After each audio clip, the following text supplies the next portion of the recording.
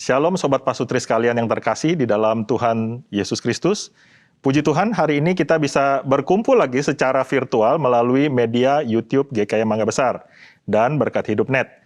Saya, Guru Injil Bunawan Kurnia, yang akan sebagai host memandu bincang-bincang hari ini.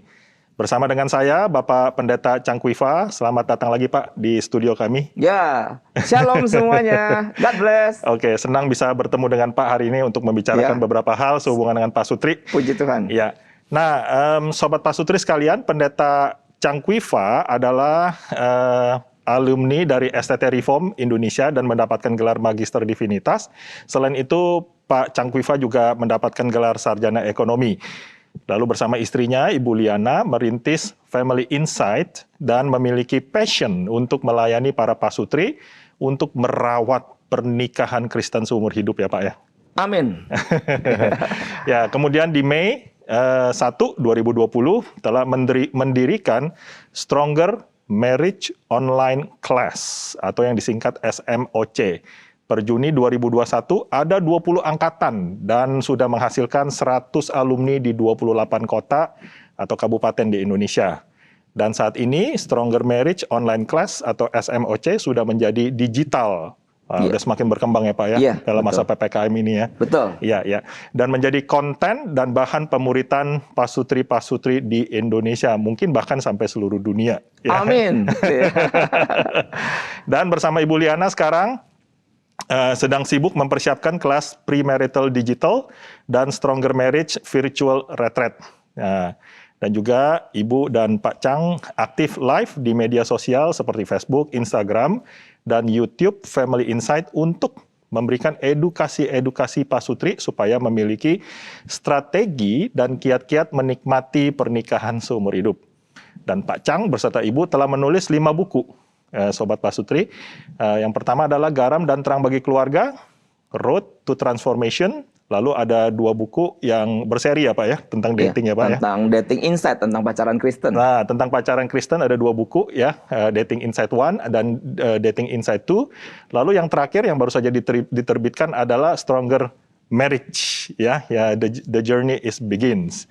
Dan Pak Cang sudah menikah selama 21 tahun dan dikaruniai 3 anak dan sekarang mereka tinggal di Bandung. Bandung enak ya Pak, seger ya? Adem. Dan hari ini kita akan membahas topik tentang kematangan emosi dan pengaruhnya kepada kepuasan pernikahan. Ya. Dan memang kadang kita menemukan keunikan-keunikan di pasangan kita. Umur sudah semakin dewasa, tetapi perasaan emosi tidak menunjukkan kematangan seiring dengan bertambahnya umur, gitu ya. Dan bukannya tambah bijaksana atau bertambah dewasa melalui tingkah laku, sikap, dan respon, malahan tingkah lakunya semakin seperti anak kecil ya Pak. Wah, itu mengerikan. Jangan sampai enggak. Semoga pasutri yang sedang menonton jangan ya. Makanya kita membahas ini Pak. Supaya dicegah ya Pak ya. Betul. Ya. Jadi sepertinya tidak ada keseimbangan ya kalau misalnya kita lihat antara umur dan pertumbuhan emosinya ya, kematangan emosinya. Pernahkah Anda berjumpa atau mendengar cerita mengenai pribadi-pribadi seperti ini? Sehingga semakin bertambahnya umur pernikahan yang juga seharusnya semakin matang secara emosi dan pikiran, malahan sebaliknya ya. Jadi dengan demikian di rumah tangga muncul konflik-konflik kecil Pak. Ya, bukan kecil saja, banyak, besar, banyak dan besar Pak. Ya, konflik-konflik yang semakin besar. Karena, gitu ya, Pak, ya? Karena tidak matangnya emosi ini. Ya. Dan membuat kepuasan pernikahan tentu saja tidak menjadi bertumbuh. Betul. Ya. Nah, udah nggak usah menunda-nunda lagi, kita langsung saja mendengarkan langsung penjelasan dari Pak Cangkuifa. Nah, jadi Pak Cang sebenarnya kematangan emosi itu apa Pak? Dalam pasutri Pak. Oke, jadi sebagai manusia yang utuh, kita mengerti ada manusia rohani dalam diri kita. Itu kalau kita mau coba ukur mungkin dari yang paling mudah, bagaimana respon kita terhadap firman Allah. Nah, kalau respon kita itu boleh senantiasa teachable dan belajar taat, maka kita boleh dikatakan secara rohani kita itu cukup matang. Kalau itu rohani. Nah, ada juga apa yang disebut sebagai kematangan yang kita mau bahas sekarang ini adalah emosi. Nah, bagaimana sih cara kita mengukur kematangan emosi? Paling tidak ada 3. Baik. Cara kita mengukur apakah saya ini sudah matang atau belum. Ya, ya. Nah, saudara-saudari pastor di rumah boleh ya sambil catat ya. Jadi kalau video itu enaknya bisa di pause sebentar, Pak. Iya. Kemudian kita ambil pen, catat gitu kan. Gitu ya. Nah, jadi yang pertama kalau kita sebut kematangan emosi maka itu disebut richness ataupun kekayaan daripada emosi. Ya. Nah, kekayaan emosi itu maksudnya apa? Nah, ini saya buat lingkaran ya, Pak. Maka dari lingkaran ini, di atas itu saya sebut ada emosi yang disebut positif. Yang di bawah ini adalah emosi yang negatif. Ya. Nah, kalau emosi positif itu apa? Itu artinya sukacita, kebahagiaan, rasa merasa optimis, ya kan? Ya. Merasa di dalam situasi-situasi begitu dia memandang masa depan, rasa ada suatu keyakinan, confidence misalnya. Itu yang positif. Ya. Nah, tetapi orang yang matang emosi pastinya bukan hanya dia mengenali dirinya ada emosi positif ini saja, tapi juga ada emosi negatif. Ya. Itu misalnya apa? Kesedihan. Ya. Pak Pun pernah sedih ya? Sedih pernah, Pak. Iya, saya Pasti. juga. Berarti kita mengenali. Nah, kalau ada orang berkata, "Oh tidak, saya nggak pernah sedih, saya selalu senang." Nah, di sini kita mulai berpikir, ini kenapa dia? Kok aneh ya? Nah, tapi di yang negatif bukan hanya sedih, tapi saya bisa tambahkan beberapa, Pak. Misalnya kecewa, kemarahan, lalu iri hati, lalu pesimis. Tadi kan kalau yang positif itu adalah optimis. Kalau yang negatif artinya dia pesimis. Lalu dia cemas. Nah, ini kan adalah yang negatif. Tapi juga ada yang di tengah. Yang di tengah itu adalah perasaan nyaman. Nah, jadi kalau di dalam pemandangan saya, sehari-hari itu seharusnya kita melestarikan, memelihara perasaan yang nyaman. Tetapi saat Anda katakanlah mendapatkan sesuatu yang mengejutkan dan yang mengejutkan itu sangat positif, apakah Anda punya kekayaan emosi untuk mengekspresikannya? Misalnya, Anda dengar saudara kandung Anda naik jabatan, tapi Anda mungkin sedang mengalami kesulitan karena ini sedang pandemik. Tapi saudara kandung loh ini, betul. Dia sukses, atau dia menikah atau apa gitu ya. Nah, kalau kita kaya, kita bisa ekspresikan kan yang ini, Pak. Yang emosi positif tadi. Betul. Kita bisa, aduh saya senang kamu sukses gitu toh. Karena bersukacitalah dengan orang yang bersukacita. Menangislah dengan orang yang sedang menangis. Menangis kan begitu. Nah, itu yang kekayaan. Jadi kalau disebut tidak matang berarti dia mungkin hanya sehari-hari memunculkan hanya salah satu emosi saja gitu. Ada orang tiap hari mukanya kelihatan selalu cemberut. Berarti dia hanya mengekspresikan ya mungkin ya kekekian, kekesalan, ya toh? Kesebalan hati gitu. Berarti dia tidak pernah senang seolah-olah ya dalam hidupnya itu. Nah, ini yang pertama. Nah, yang kedua, jadi tadi pertama itu richness atau kekayaan, yang kedua adalah fitness, fit. Fit itu adalah suatu kemampuan saat kita sedang sukacita tadi. Jangan sampai seperti orang gila gitu kira-kira gitu. Atau kalau kita sedih, jangan sampai kemudian begitu tenggelam sampai berhari-hari berminggu-minggu. Itu namanya tidak fit kita sebut. Tidak pas. Tidak fit ya, tidak tepat. Tidak tepat. Tidak tepat ya. Jadi sedihnya sudah benar. Misalnya katakanlah kita dengar ada seseorang ya, ini masa pandemi Covid yang sangat berat. Saya di grup alumni saja, aduh banyak sekali meninggal ini Pak. Ini kok ada meninggal lagi nih? Kemarin kan kita udah lewat satu masa ya Pak, banyak meninggal, terus lebih tenang kan. Ini kemarin ada yang baru meninggal. Nah, saat mendengar kayak gitu, pasti ada perasaan ekspresi kita, ya kita turut menyatakan, turut berduka cita kan. Nah, katakanlah itu orang cukup dekat, maka kalau disebut fit, artinya kita tahu ada grieving period, betul ya? Masa duka cita, dan itu sangat alamiah, itu sangat normal. Jadilah orang normal, jangan jadi orang tidak normal. Orang tidak normal artinya ada yang meninggal kita mah biasa aja. Memang kematian tiap hari kok. Emang kenapa? Nah, itu kan nggak benar, Pak. Jadi kan kayaknya tidak ada empati ya. Nah, atau ada yang seperti saya katakan ada yang bersuka cita, ya kita ikut. Tetapi harus fit. Nah, itu artinya kita mampu untuk mengekspresikan dengan tepat.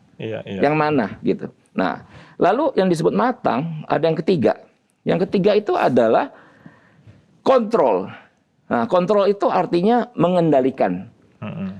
Di dalam firman Tuhan, penguasaan diri itu penting, Pak. Setuju ya? Setuju. Penguasaan diri. Ya. Maka kalau bicara penguasaan diri, ini kita ngerti. Kita punya kekayaan emosi, kita juga ngerti, kita bisa ekspresikan, betul? Tapi kalau bicara kontrol, itu ada kalanya orang yang matang, dia tidak menunjukkan yang manapun. Kenapa begitu? Karena mungkin saja, jikalau hamba Tuhan seperti saya, apa saya sedang berkhotbah di atas mimbar, saya menunjukkan kesedihan? Jikalau saya sedang ada masalah, kan tidak. Ya. Saya tetap harus mampu menyelenggarakan sebuah pelayanan firman yang baik. Kita tidak perlu mengumbar kesedihan kita. Itu dalam posisi saya sebagai hamba Tuhan. Bagaimana jikalau Anda seorang pemimpin dalam perusahaan? Masa sedang rapat tiba-tiba Anda gebrak meja tanpa alasan? Betul ya? Loh, Pak, kenapa Pak? Ini tadi di rumah anak saya misalnya. Kan nggak begitu. Orang yang matang emosi artinya dia tahu, aduh, saya nih kesel gitu ya. Atau saya sebel gitu. Atau emosi yang positif, oh dia senang, sedang apa gitu. Tapi saat memasuki dunia publik ataupun dunia di mana dia menjadi seorang leader, dia ngerti, dia harus kendalikan. Bukan munafik dong, bukan. Tapi ini bagian daripada manajemen emosi. Bagian dari kemampuan seseorang mengerti, dia self-aware, dia tuh ada di mana. Dia ada di depan publik, bukan sedang di kamar mandi yang bisa siapapun tidak ada lihat kecuali Tuhan melihatnya, kan begitu. Nah, sehingga kematangan emosi tadi mencakup 3 itu, Pak, kira-kira. Oke. Jadi tahu seseorang itu udah bertambah umur, ya biasa kan kalau pasutri umur berapa yang menikah? 30-an gitu ya Pak ya? Oh, ketuaan Pak. Jangan 20-an. Saya dulu menikah 27. Oke. Kalau istri saya Liana dulu 22. 22 ya? Jadi pernikahan dini juga sih. Tapi kalau 30 agak tua Pak? Iya, kalau bisa sih usul saya sih kalau pria sebelum 30 ya. Sebelum 30. Nah, kalau wanita 25 bagus ya. Iya. Oke, kita katakan umur 25 ke atas ya. Nah, seperti itu. Nah, jadi untuk seseorang mengetahui bahwa dia udah matang, semakin bertambah umur dan dia juga emosi semakin matang, itu bagaimana caranya dia mengukurnya, Pak? Oke. Nah, cara mengukurnya itu gimana dia? Jadi ciri-ciri emosi itu ya, jadi bagaimana sih dia itu yang matang gitu ya. Ataupun kalau dia tidak matang, maka itu ada juga tanda-tandanya. Begitu. Nah, jadi kalau ciri-ciri emosi yang tidak matang, dan ini seharusnya tidak kita bawa ke dalam pernikahan, dia masih membawa kebiasaan rumah yang lama. Nah, kebiasaan rumah yang lama itu kita tahu, kita mungkin sekitar 25 tahun, tadi kan Bapak bilang 25, saya bilang 30 tahun ketuaan ya. Berarti ada 25 tahun kebiasaan rumah lama kita bawa ke rumah yang sekarang kita sudah menikah nih. Rumah baru. Rumah baru.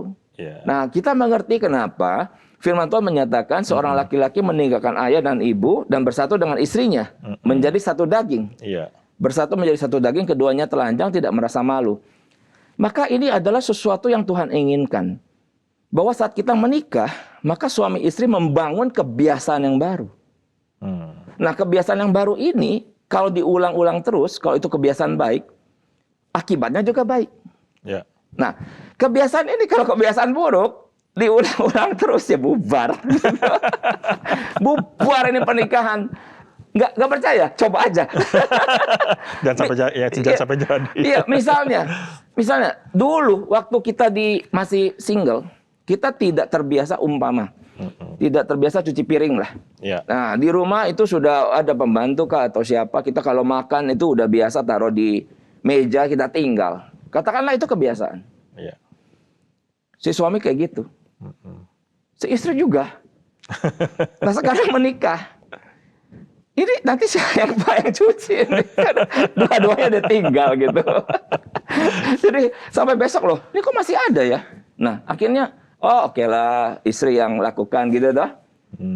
Tapi karena di rumah lama juga karena dikerjakan membantu atau orang tuanya tidak ada terima kasih kan. Itu kan udah otomatis begitu saja.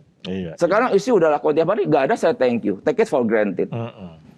Nah, makanya ini adalah kalau ada kebiasaan dari rumah lama dibawa ke rumah baru, itu tanda tidak matang. Nah, orang yang matang, Begitu dia menikah dia tahu. Bagian daripada cinta itu adalah responsibility. Wah, ini setara, Pak. Ini setara. Makin kamu mencintai dia, makin kamu bertanggung jawab sama dia. Udah, titik, nggak ada koma. Setuju nggak, Pak Bun? Setuju dong. Iya kan? Iya dong. Iya. Tapi berat ya. Berat. Ini berat ini. Jadi jangan cuma makan cinta, tapi makan juga tanggung jawab. Dan Tuhan menghargai pribadi-pribadi yang mau memikul tanggung jawab. Ya, pertolongan Tuhan, Pak ya. Ada pertolongan Tuhan. Ya. Kita lihat tokoh-tokoh dalam Alkitab saat mereka meresponi satu tanggung jawab daripada Tuhan, maka sign and wonder itu dinyatakan. Ya. Menjadi satu penegak iman mereka kan. Nah, saya juga percaya hal itu. Sehingga kembali kepada hal ini, orang yang matang, dia tahu ini sudah rumah baru. Nah, kalau dia suami berarti dia kepala kan. Ya. Kalau dia istri dia penolong. Betul. Maka masing-masing ada role-nya. Ya. Nah, cuma balik ke cuci piring tadi. Ini simple nih ya. Ini nanti siapa yang kerjain nih? Nah, secara umum dalam budaya timur, ya udah pasti biasanya istri. Ya. Puji Tuhan kalau dia punya 1000 dayang ya, Pak. Iya toh? Kayak wanita Amsal 31 ya. Dayangnya banyak sekali, Pak, wanita Amsal 31 itu. Sehingga dayangnya itu bisa urus ini itu kan. Jadi sang istri adalah the queen of the house yang memberi instruksi kan. Dan di rumah itu katanya kalau ada makanan selalu tersedia. Kalau musim dingin, baju dingin itu selalu sudah ada. Sudah ada. Nah, jadi berbicara kebiasaan-kebiasaan baru harus didiskusikan. Dan pendiskusian itu akhirnya menciptakan kematangan. Diskusinya sebelum merit apa sesudah merit, Pak? Sampai mau memisahkan. Betul, Pak. Saya ini kan, ya kan, kebenaran saya ini sama Liana sudah menikah 21 tahun. Tiap hari diskusi kita, tidak habis-habis ini. Diskusi terus. Apalagi anak-anak kami sudah dewasa. Tadi Pak Bun lihat anak saya sudah besar ya. Itu diskusikan mereka juga kan. Katakanlah anak-anak itu ada masalah tertentu. Maka saya dan Liana belajar jadi teamwork. Kita diskusi. Nah, lu perhatikan nggak? Anak kita yang ini gini-gini. Iya, aku lihat juga gitu. Kita apain ya? Tapi kita apain itu kan positif, Pak. Betul. Mendatangkan sanksi. Sebelumnya ada teguran. Sanksinya apa dan berapa lama? Semua kan itu harus dibicarakan. Nah, artinya bagi setiap kita yang memikul tanggung jawab dalam keluarga yang baru, tidak serta-merta membawa kebiasaan lama itu masuk ke dalam rumah ini. Tapi inilah kesempatan kita membangun kebiasaan yang baru. Nah, ini yang pertama. Yang kedua, kalau orang tidak matang secara emosi itu selalu inginnya mendapatkan ketimbang memberi. Nah, ini repot. Saya seringkali melihat dalam ruang counseling lagi. Ini kembali ruang counseling lagi, Pak ya. Di masa pandemik ini saya menerima Zoom counseling. Dan saat orang itu counseling, maka dia mulai mengungkapkan kekecewaannya, kemarahannya. Lalu saya mendengarkan dengan empatikan ya Pak ya. Dengan listen gitu. Maka rata-rata menyatakan dia kecewa, dia tidak mendapatkan yang seharusnya dia dapatkan gitu kira-kira. Tidak sesuai ekspektasi. Iya. Jadi artinya pernikahan yang diharapkan begini, jadinya begitu. Yang diharapkannya A, dapatnya Z. Jauh banget ya Pak. Waduh, kacau nih. Jauh sekali Pak, dari A ke Z ya Pak. Kalau A, terus dapatnya B masih lumayan ya. Tapi harapnya A, dapatnya Z. Gimana? Nah, apakah pribadi-pribadi ini tidak mencoba untuk belajar? Bahwa di dalam dia punya inisiatif, belajar memberi, jadi belajar untuk giving, bahwa sebenarnya ada sesuatu yang baik. Tapi selalu ada muncul pikiran, Pak kalau saya begitu keenakan dia, apa itu? Nanti saya malah jadi budaknya dia. Nah pikiran-pikiran itu selalu seperti muncul, sehingga menahan dia untuk tidak memberikan apa yang seharusnya dia bisa berikan. Tapi bagi saya, jika seseorang itu matang, maka dia adalah seseorang yang diberikan tanggung jawab oleh Tuhan. Dan dalam tanggung jawab itu, dia diberikan kekuasaan juga untuk bisa memberikan sesuai dengan kuasa ataupun hal-hal yang emang dia miliki, dia punyai. Dan ya lebih baik memberi daripada menerima, bukan Pak? Betul. Nah, orang yang tidak matang berpikir sebalik. Lebih baik saya mendapat dari kamu. Begitu. Masih self-centered. Self-centered. Oke. Nah, yang berikutnya adalah dia dependent. Nah, dependent kalau bagi anak-anak, bagi saya itu normal. Ya. Tapi kalau bagi orang yang sudah menikah, dia mengembangkan dependensinya, maka pasangannya itu akan berat digandolin. Capek, Pak. Capek sekali. Emosi, fisik. Ya, betul. Nah, yang keempat dia itu impulsif. Impulsif itu artinya bereaksi secara cepat. Artinya emosi itu bergerak duluan dan pikiran itu belakangan. Dan seringkali impulsif itu negatif karena dia melahirkan tingkah laku yang negatif. Ya. Misalnya melihat sesuatu berantakan begitu ya. Ya. Maka pribadi impulsif langsung bisa bangkit berdiri, langsung marah gitu. Atau melihat anak yang dia berharap sesuatu, orang tua ini seorang ayah katakanlah, anak itu dia kasih tahu sesuatu, tapi anak itu mungkin tidak mendengarkan, bisa jadi mungkin dia tidak kelihatan di sini ada wireless, ya kan? Tapi kalau impulsif dia bisa langsung, waduh, memaki-maki begitu bisa, itu impulsif. Meledak emosinya. Dan anehnya nanti setelah lewat 1 hari dia ingat dia nyesel. Tapi besok-besok dia gitu lagi. Sering. Itu. Jadi orang rumah udah tahu, bilang papamu memang kelakuannya gitu. Lah, kalau kayak gitu ya repot. Atau mamamu emang begitu. Wah, itu repot. Nah, yang memang begitu itu apa? Gitu. Itu adalah letupan-letupan kecil yang seolah menjadi karakter dia. Dia emang begitu. Ya sudah, kita satu keluarga disuruh nerima gitu. Nggak adil juga ya Pak ya? Nggak adil ya bagi keluarga ya? Jadi saya melihat begini Pak. Jadinya tidak ada keteladanan. Artinya nanti kalau orang tua mengharapkan ada tingkah laku yang baik dari anak-anak, anak-anak merasa, alah kalian jadi orang tua juga nggak bisa. Lu orang yang nggak bisa suruh-suruh kita. Ngaca, nih dikasih kaca lagi, nih ngaca dulu. Kan repot Pak. Jadi akhirnya impulsif itu saya lihat kurang baik. Saya dulu juga pernah mengalami masa-masa ada saya impulsif. Misalnya kalau saya marah, saya bisa loh Pak sampai nuding-nuding ke anak saya gitu.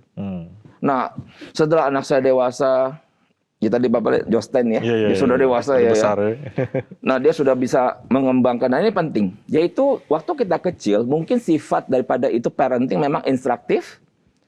Lalu ada punishment, betul? Ya kan? Ada instruksi, ada hukuman. Tapi kalau udah memasuki remaja, ini saya juga lakukan Pak dalam hidup saya. Saya dengan Liana mengubah menjadi relationship, menjadi friendship, menjadi persahabatan. Teman atau sahabat. Nah, sehingga kami dalam family altar itu ya Pak,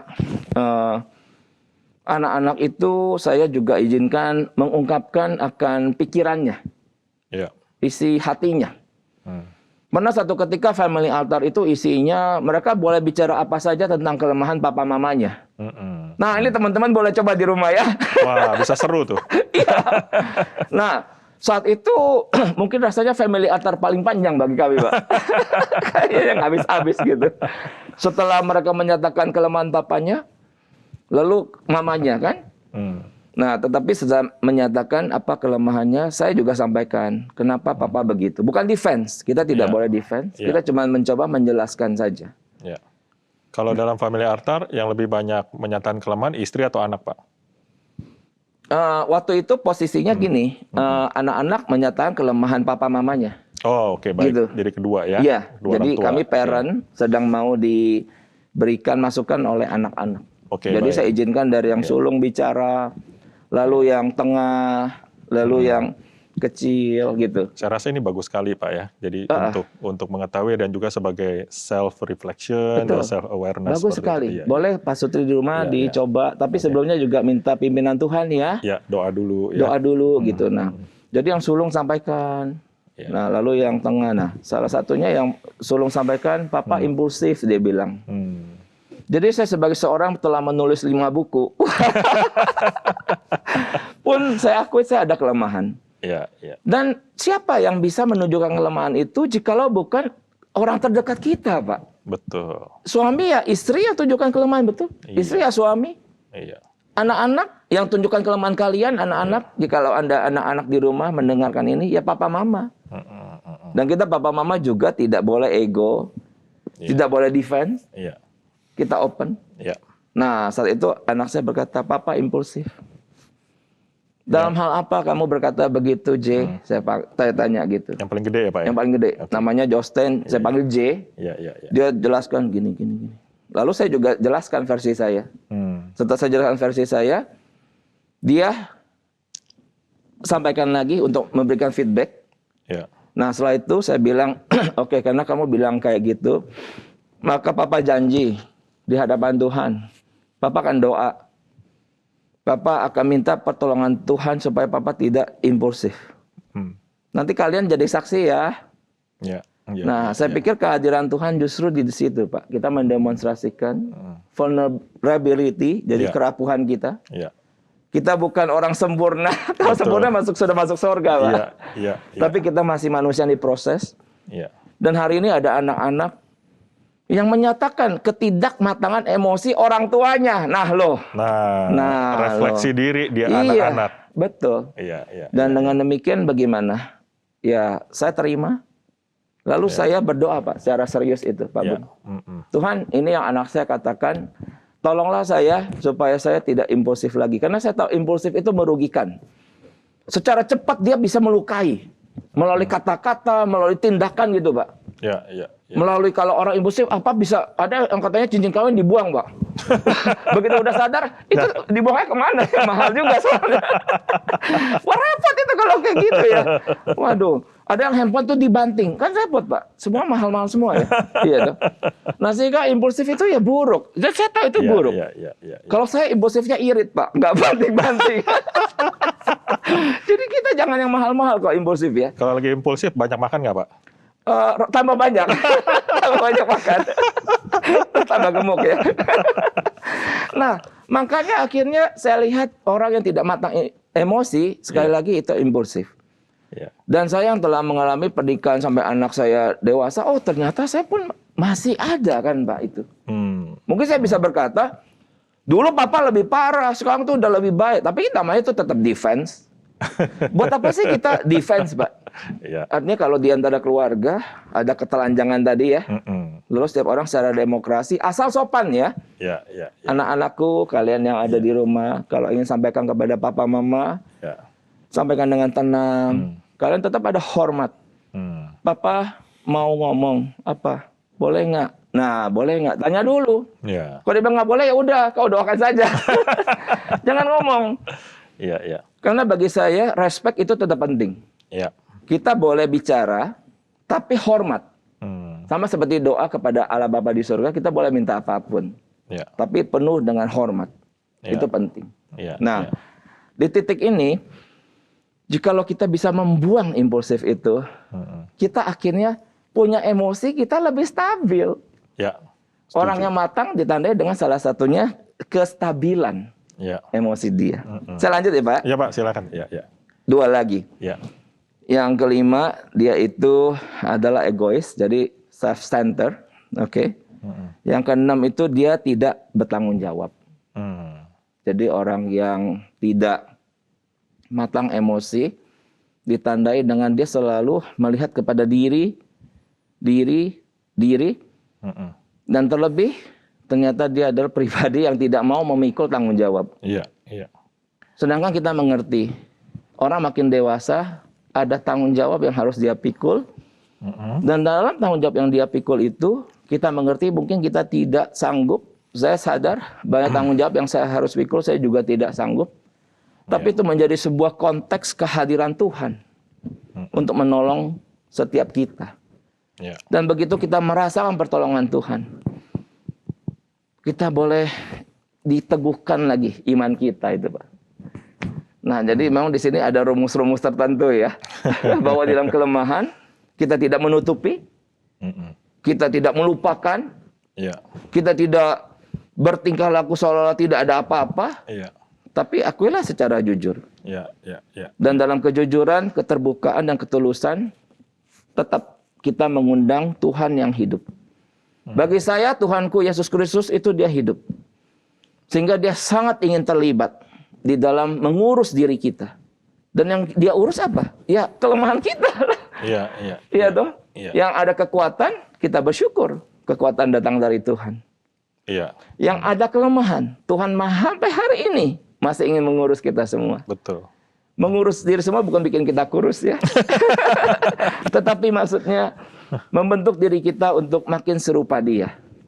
Ada amin ya Pak Bun? Amin. Amin, saudara-saudaraku. Jadi tadi ada 6 ciri ya Pak ya, ketidakmatangannya. Nah, jadi rekan-rekan, Sobat Pasutri, coba ya sambil kita dengar, sambil kita self-reflection ya Pak. Sebenarnya ada nggak di dalam 6 tanda ciri-ciri ketidakmatangan itu sebenarnya ada di dalam diri kita nih. Ya, semoga di dalam waktu kita sama saya tadi kita sudah berdiskusi, itu dapat menolong hati kita, menghantar kita supaya kita pelan-pelan copot nih Pak satu-satu ya. Kayak child dependency tadi itu ada self-centered dan lain sebagainya, impulsif ya Pak ya. Betul.